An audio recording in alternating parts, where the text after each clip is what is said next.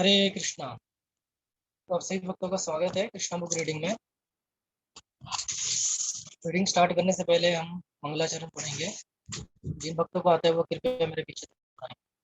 ओम ज्ञानतिमिराधस्य ज्ञानाञ्जनशलाकया चक्षुरोन्मिलितं येन तस्मै श्रीगुरुवे नमः। श्रीचैतन्यनामृष्टं पदामयं ददाति स्वपदान्तिकम्।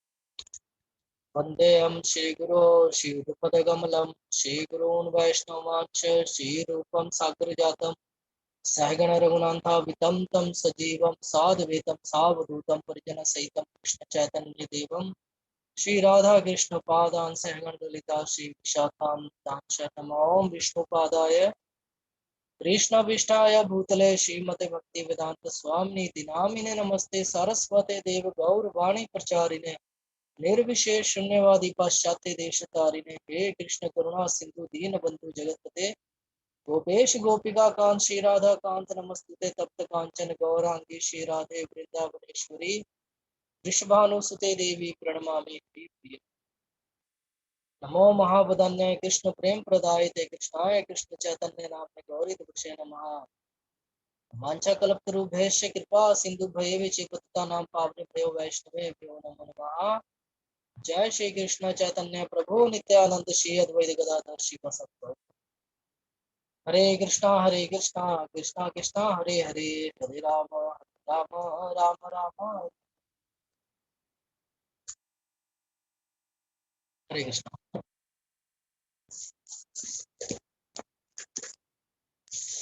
तो हम कृष्णा बुक से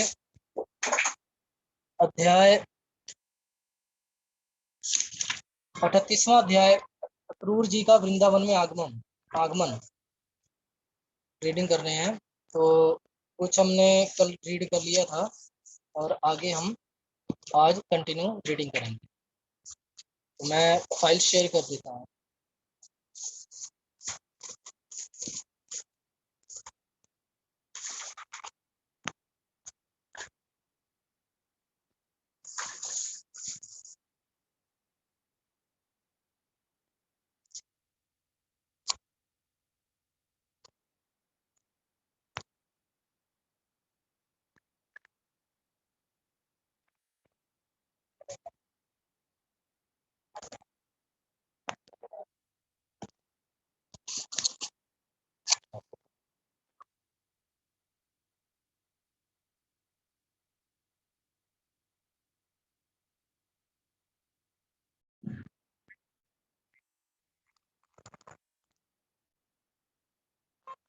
इस रीति से अक्रूर जी श्री कृष्ण के हाथों से आशीर्वाद पाने की आशा करते थे।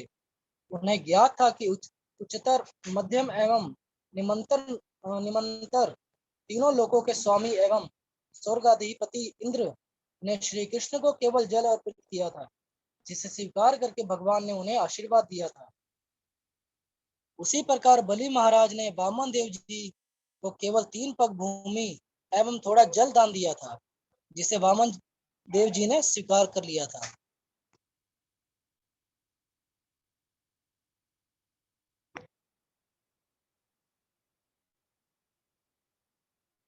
उसी के फलस्वरूप बलि महाराज ने इंद्र का स्थान प्राप्त किया। जब गोपियां श्री कृष्ण के साथ रास नृत्य करते करते श्रीमत हो गई, तब उनके मुख पर आए मुक्ता सदृश श्रम बिंदुओं पर श्री कृष्ण ने मानस सरोवर में उगे सुगंधित कमल पुष्प की भांति अपना हाथ फिराया और वे तत्क्षण विगतक्षम हो गए। इसी प्रकार अक्रूर जी श्री कृष्ण के गृहस्थ से आशीर्वाद की आशा कर रहे थे। यदि वह कृष्ण भावनामृत को अंगीकार कर ले तो श्री कृष्ण का वरदस्त सभी प्रकार के मनुष्य को आशीर्वाद देने में सक्षम है। यदि कोई इंद्र की भांति भौतिक सुखों की कामना करता है तो श्री कृष्ण के वरद हस्त से उसे वही वरदान उपलब्ध हो सकता है। यदि कोई पवित्र एवं दिव्य कृष्ण प्रेम में उनसे व्यक्तित्व समर्पक एवं उनकी दिव्य देह के स्पर्श की कामना करता है तो उसे भी उनके वरद हस्त से वरदान प्राप्त हो सकता है। इतने पर भी अक्रूर जी श्री कृष्ण के शत्रु कंस का प्रतिनिधि नियुक्त होने से भयभीत थे। उन्होंने विचार किया, मैं कृष्ण का दर्शन उनके शत्रु के संदेश वाहक के रूप में करने जा रहा हूँ। उसी समय उन्होंने यह भी विचार किया कि परमात्मा के रूप में श्री कृष्ण प्रत्येक प्राणी के हृदय में निवास करते हैं।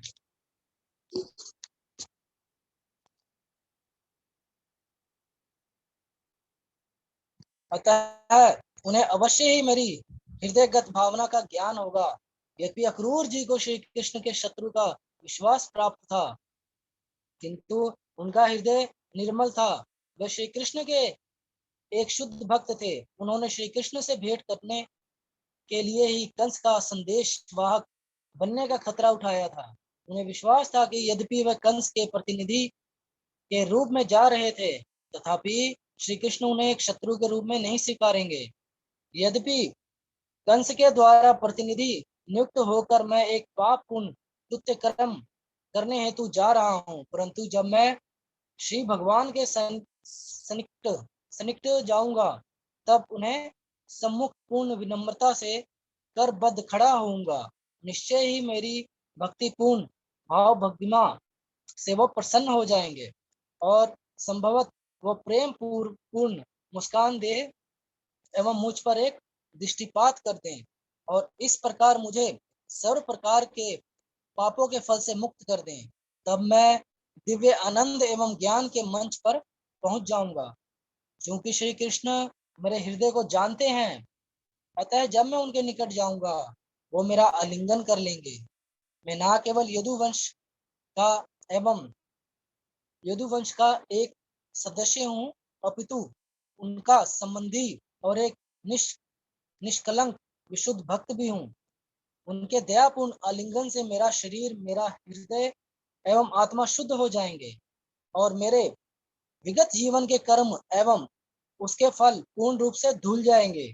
जब वे मेरे शरीर को स्पर्श करेंगे, तब मैं तत्क्षण विनय पूर्वक हाथ जोड़कर खड़ा हो जाऊंगा। तब श्री कृष्ण एवं बलराम जी निश्चित रूप से मुझे अक्रूर चाचा कहकर पुकारेंगे और उस समय मेरा समस्त जीवन धन्य हो जाएगा। जब तक श्री भगवान किसी को मान्यता ना दे, उसका जीवन सफल नहीं होता। यहाँ पर स्पष्ट रूप से कहा गया है कि सबको अपनी सेवा एवं भक्ति से ऐसा प्रयत्न करना चाहिए कि श्री भगवान उन्हें मान्यता दे, क्योंकि इस मान्यता के अभाव में मानव योनि में जन्म निंदित होता है। जैसा कि भगवद गीता में कहा गया है, परमेश्वर श्री भगवान का प्राणी मात्र के प्रति संभाव होता है, ना केवल उनका, ना कोई उनका शत्रु है, ना कोई मित्र है, किंतु भक्ति पूर्वक प्रेम से अपनी सेवा करने वाले भक्त की ओर उनकी रुचि होती है। भगवद गीता में यह भी कहा गया है कि परमेश्वर भक्त के द्वारा की गई सेवा, भक्ति सेवा के प्रति सहानुभूति रखते हैं। अक्रूर जी ने विचार किया कि श्री कृष्ण देवलोक के कल्प वृक्ष की भांति हैं, जो पूजक के इच्छा अनुसार फल देते हैं। श्री भगवान सभी वस्तुओं के उद्गम भी हैं। एक भक्त को यह ज्ञात होना चाहिए कि किस प्रकार की सेवा करने से उसे प्रभु की मान्यता प्राप्त होगी। मेरे ख्याल से माता जी ये पढ़ लिया था हमने कल, कोई बात नहीं, मैं यहीं से कंटिन्यू करता हूँ। चैतन्य चरितमृत में बताया गया है कि श्री कृष्ण और गुरु की सेवा साथ साथ करनी चाहिए और इस रीति से कृष्ण भावना अमृत में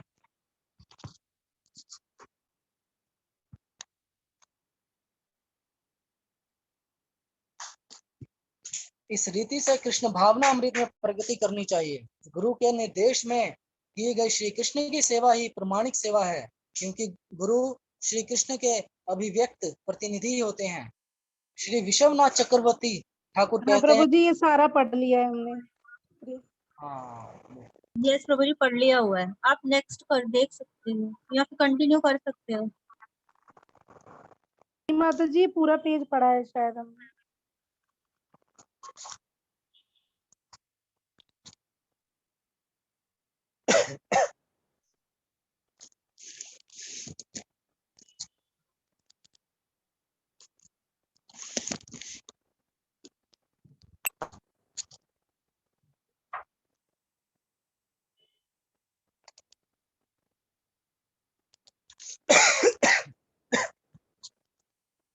ये भी हो गया प्रभु जी।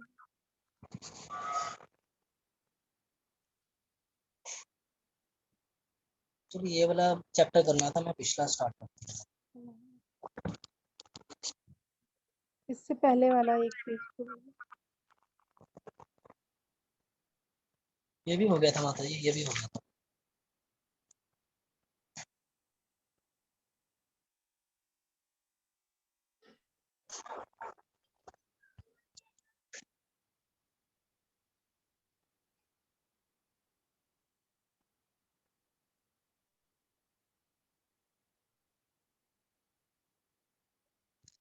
यहाँ से स्टार्ट है हाँ अक्रूर जी जी, प्रभु जी। है ना? शायद यहीं से लग रहा है, तो यहाँ से पढ़ना स्टार्ट करते हैं, क्योंकि पीछे मेरे को याद है ये तो हो गया था जब ये हो गया है प्रभु जी, ये है वाला ना, हो गया। हो हाँ, गया। हाँ, गोपियों ने उनको क्रूर कह निंदा के, करने लगी। हाँ यहाँ से स्टार्ट करते हैं। अक्रूर जी उनके प्रीतम से भी अधिक प्रिय उनके नैनों की ज्योति श्री कृष्ण को लिए जा रहे हैं। अक्रूर जी गोपियों को बिना सांत्वना दिए, बिना बताए ही उन्हें उनकी दृष्टि से दूर ले जा रहे थे। अक्रूर जी को इतना निर्दय नहीं होना चाहिए, नहीं होना चाहिए था। उन्हें गोपियों से सहानुभूति दर्शानी चाहिए थी। गोपियों ने आगे कहा, सबसे आश्चर्य की बात यह है कि नंद नंदन श्री कृष्ण के बिना कुछ विचार किए पहले बिना कुछ विचार किए पहले से ही रथ पर आसन ग्रहण कर लिया है। इससे तो यह प्रतीत होता है कि श्री कृष्ण बहुत बुद्धिमान नहीं है। हो सकता है कि वह बुद्धिमान भी हो पर दयावान नहीं है। ना केवल श्री कृष्ण अपितु सभी ग्वाल बाल भी इतने निष्ठुर हैं कि पहले से ही वह बैलों और बछड़ों को मथुरा यात्रा के लिए गाड़ियों में जोत रहे हैं। वृंदावन के यो वृद्ध भी निर्दय हैं। वे भी हमारी दुर्दशा को ध्यान में रखकर श्री कृष्ण को मथुरा जाने से नहीं रोकते। देवता भी हमसे रुष्ट हैं जो श्री कृष्ण की मथुरा यात्रा में बाधा नहीं डाल रहे हैं। गोपियां देवताओं से प्रार्थना करने लगी कि वह चक्रवात, तूफान अथवा अतिवृष्टि जैसी किसी प्राकृतिक बाधा पैदा कर दें जिससे कि श्री कृष्ण मथुरा ना जा सके। तदंतर वे विचार करने लगी, अपने वयोवृद्ध माता पिता तथा संरक्षकों की उपस्थिति की चिंता ना करके हम सब स्वयं ही श्री कृष्ण को मथुरा जाने से रोकेंगी। ये सीधी कार्यवाही के अतिरिक्त हमारे पास कोई दूसरा विकल्प नहीं है। हर कोई हमारे विरुद्ध है और श्री कृष्ण को हमारी दृष्टि से दूर करना चाहता है। उनके बिना हम क्षण भर भी जीवित नहीं रह सकती हैं। इस प्रकार गोपियों ने रथ के मार्ग को अवरुद्ध करने का निर्णय ले लिया। वे अब आपस में वार्तालाप करने लगी। श्री कृष्ण के साथ रास लीला करते हुए हमने एक लंबी रात्रि एक पल के समान व्यतीत कर दी थी। हम उनके मदहास्य का प्रदर्शन कर रही थी। वह उनका आलिंगन कर रही थी और उनसे बातें कर रही थी। अब यदि वह हमसे दूर चले गए तो हम एक पल भी कैसे जिएंगी। सूर्यास्त के समय अपने ज्येष्ठ भ्राता बलराम तथा सखाओं के साथ श्री कृष्ण घर वापस आते थे। सूरज से उनका मुख मंडित होता था तथा वे मंद मुस्कान करते थे। बंशी बजाते हुए वे हम पर कृपापूर्ण दृष्टिपात करते थे। हम उन्हें कैसे भूल सकेंगी। हम अपने जीवन धन श्री कृष्ण को कैसे भुला सकेंगी। हमारे हृदय उन्होंने दिन रात कई प्रकार से पहले ही चुरा लिए हैं। अब यदि वह चले जाते हैं तो हमारे जीवित रहने की कोई संभावना नहीं है।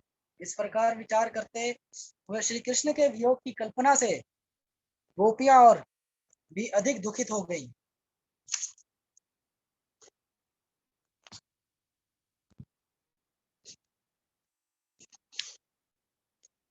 वह अपने मन को ना रोक सकी तथा श्री कृष्ण के विभिन्न नामों, हे प्यारे दामोदर, हे प्रिय प्रिय माधव को पुकारती हुई उच्च स्वर में क्रंदन करने लगी। श्री कृष्ण के प्रस्थान के पूर्व गोपिकाएं संपूर्ण रात्रि क्रंदन करती रहीं।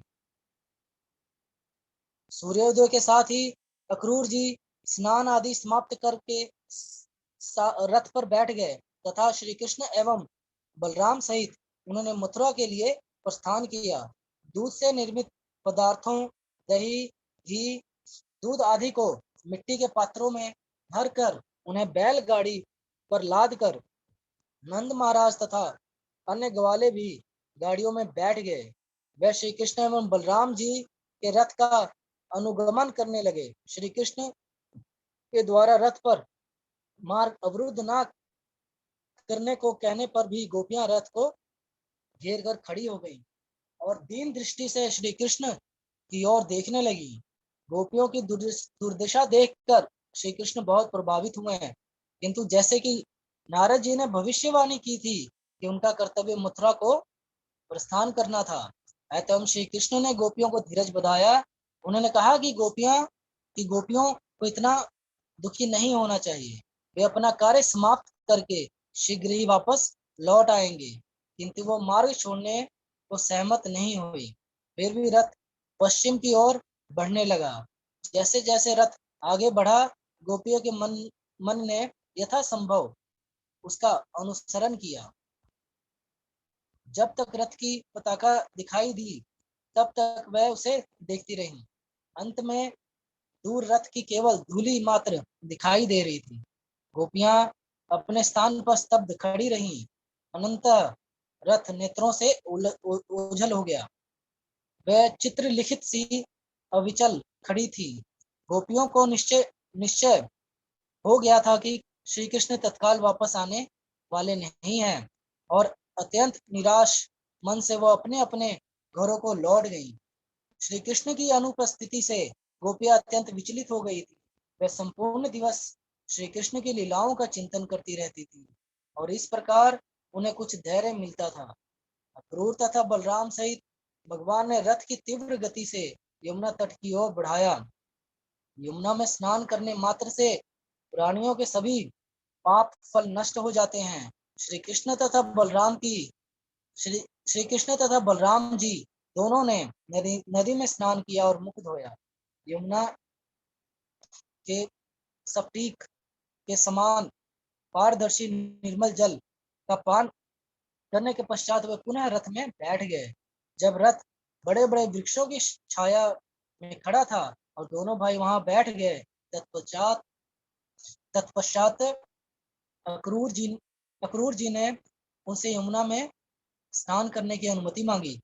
वैदिक रीति के अनुसार नदी में स्नान उपरांत कटी तक जल में खड़े होकर गायत्री मंत्र का पाठ करना चाहिए। जब अक्रूर जी नदी में खड़े थे तो अचानक उन्हें जल में श्री कृष्ण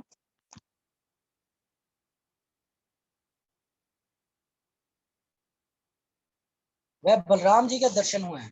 दोनों भाइयों को देखकर उन्हें आश्चर्य हुआ, क्योंकि उन्हें विश्वास था कि वे दोनों रथ में बैठे थे। भ्रमित होकर वे तत्क्षण जल से बाहर निकल आए और दोनों भाइयों को देखने के लिए रथ के समीप गए। उन्हें यह देखकर आश्चर्य हुआ कि वे पहले की भांति रथ में बैठे हुए थे। जब उन्होंने उन दोनों को रथ में बैठे देखा तो वो सोचने लगे कि उन्होंने उन्हें जल में देखा भी था या नहीं। अतएव वे पुनः नदी पर गए। इस प्रकार उन्होंने न केवल श्री कृष्ण एवं बलराम के दर्शन किए, अपितु अनेक देवताओं, सभी सिद्धों, चारणों एवं गंधर्वों के भी दर्शन किए। वे सभी भगवान के समक्ष नतमस्तक खड़े थे। भगवान शेषनाग की शैया पर विराजमान थे। उन्होंने सहस्त्र फनों वाले शेषनाग जी के भी दर्शन किए। शेषनाग जी के नीले वस्त्र धारण किए थे। शेषनाग जी ने नीले वस्त्र धारण किए थे और उनके कंठ श्वेत थे। उनके श्वेत कंठ हिमाच्छादित पर्वत शिखरों के समान दिखते थे। अक्रूर जी ने शेषनाग की कुंडली में अत्यंत गंभीर रूप से बैठे हुए चतुर्भुज श्री कृष्ण के दर्शन किए।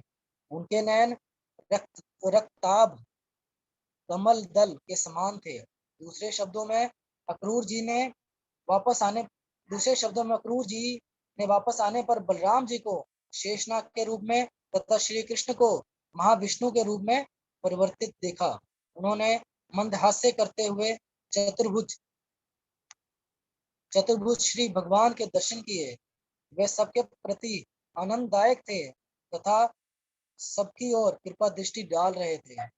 उनकी उन्नत नासिका, विशाल भाल, चौड़े कानों तथा लाल अधरों सहित वे अत्यंत सुंदर प्रतीत हो रहे थे।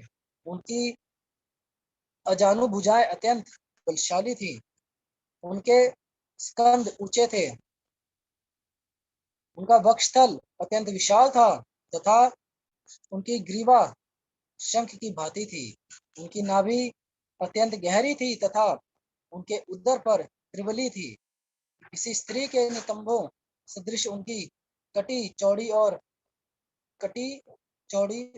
और बड़ी थी और उनकी जंघाएं हाथी के सूंड के समान पुष्ट थी। उनके पगों के निम्न भाग व चरण तथा घुटने सभी सुंदर थे। उनके चरणों के नख प्रभापूर्ण थे और उनके पदों की उंगलियां कमल दल के समान सुंदर थी। उनका मुकुट मूल्यवान रत्नों से जटित था। उनकी कटी पर उत्तम करधनी थी तथा उनके चौड़े वक्ष पर यज्ञोपवीत शोभ्यमान था। उनकी कलाई में कंकण थे तथा भुजाओं में बाजूबंद। उनके पैरों में नूपुर थे। उनका देदीप्यमान सौंदर्य नेत्रों के लिए असहाय था। उनके करतल पद्म पुष्प के समान थे। विशाल मूर्ति के विभिन्न चिन्ह, शंख, चक्र, गदा तथा पद्म को अपने हाथों में धारण किए वे और भी अधिक सुंदर लग रहे थे। उनके वक्ष पर विष्णु भगवान के विशिष्ट लक्षण मुद्रित थे और उन्होंने ताजे पुष्पों की माला धारण की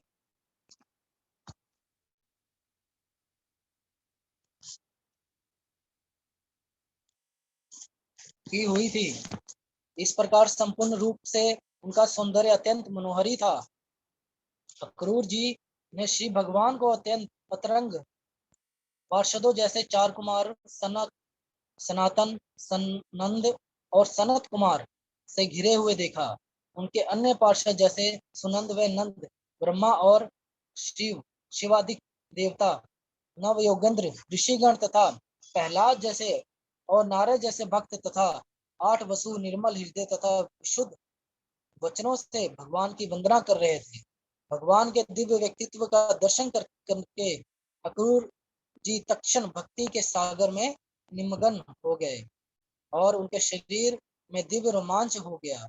यद्यपि एक क्षण के लिए वो मोहित हो गए थे तथापि अपनी शुद्ध चेतना बनाए रहे और भगवान के समक्ष शीश झुकाकर उन्हें नमन किया।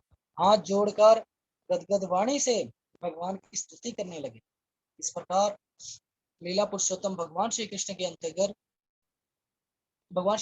अंतर्गत अक्रूर जी की वापसी यात्रा एवं यमुना में विष्णु लोक के दर्शन नामक 39वें अध्याय का भक्ति वेदांत तात्पर्य पूर्ण हुआ। नेक्स्ट 40वां अध्याय हम पढ़ेंगे। मैं शेयर कर देता हूँ फाइल।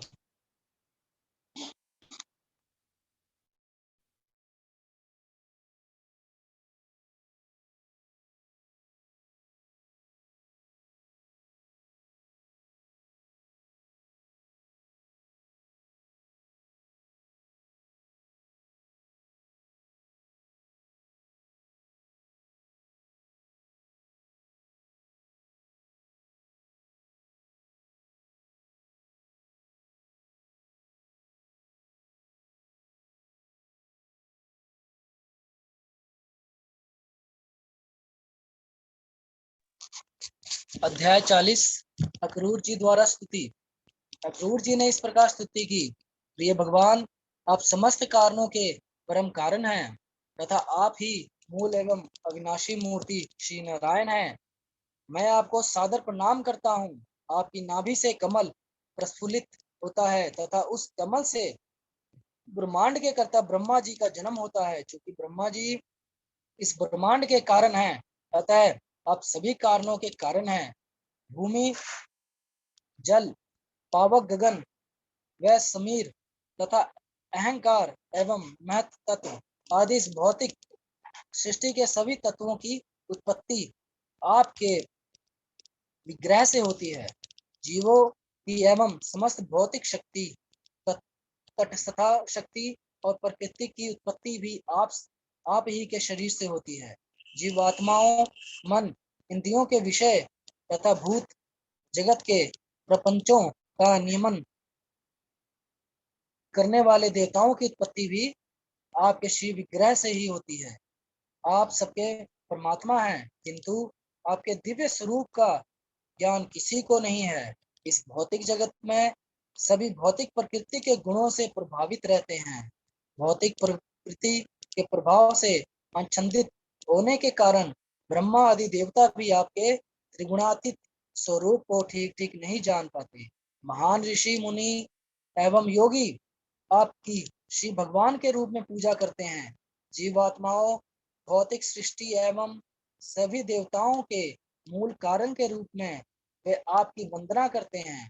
वे समस्त सृष्टि को आपसे समाहित मानकर आपकी अर्चना करते हैं। कुछ ज्ञानी ब्राह्मण शास्त्रोक्त वैदिक पद्धति का अनुसरण करते हुए आपका पूजन करते हैं। वे विभिन्न देवताओं के नाम से विभिन्न यज्ञ करते हैं। कुछ लोगों को दिव्य ज्ञान की उपासना प्रिय है। वे अत्यंत शांत होते हैं तथा समस्त भौतिक कार्यकलापों को त्याग कर दार्शनिक खोज के लिए ज्ञान यज्ञ में लगते हैं। कुछ ऐसे भी भक्त हैं जो आपकी पूजा भगवान के रूप में करते हैं, जिन्हें भागवत कहा जाता है। पांचरात्र की विधि में उचित रूप से दीक्षित होने के पश्चात वे अपने शरीर को तिलक से विभूषित कर आपकी विष्णु मूर्ति के विभिन्न रूपों की उपासना करते हैं। शैव नाम से प्रसिद्ध अन्य भक्त भी हैं जो विभिन्न आचार्यों के अनुयायी हैं।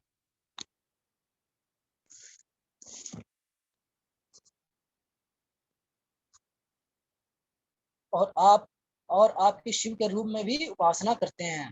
भगवद गीता में कहा गया है कि देवताओं की उपासना भी परोक्ष रूप से श्री भगवान का ही पूजन है, किंतु इस प्रकार की उपासना शास्त्र अनुसार नहीं है, क्योंकि प्रस्तुतः उपास्य भगवान श्री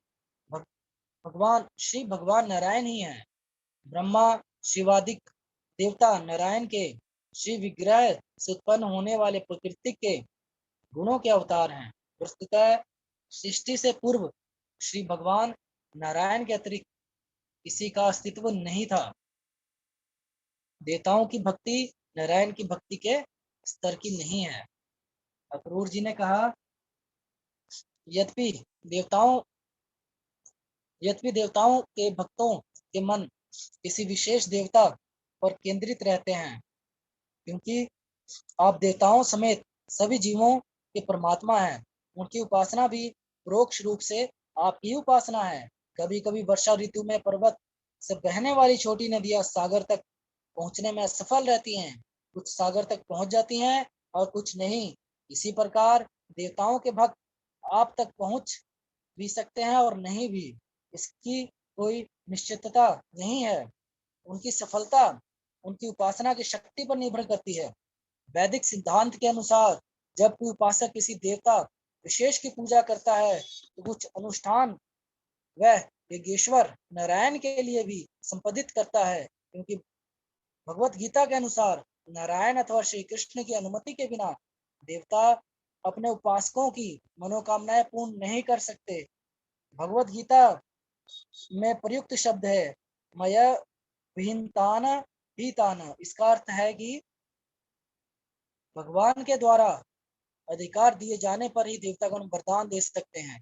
जब देवताओं के उपासक को वस्तु उपस्थिति का ज्ञान होता है तब वह इस प्रकार तर्क कर सकता है, भगवान के द्वारा अधिकार दिए जाने पर ही देवता वरदान दे सकते हैं, तब क्यों ना भगवान की ही प्रत्यक्ष रूप से पूजा की जाए। देवताओं के ऐसे उपासक श्री भगवान के पास आ सकते हैं, किंतु देवताओं को ही सर्व मानने वाले कभी भी परम लक्ष्य को नहीं प्राप्त कर सकते।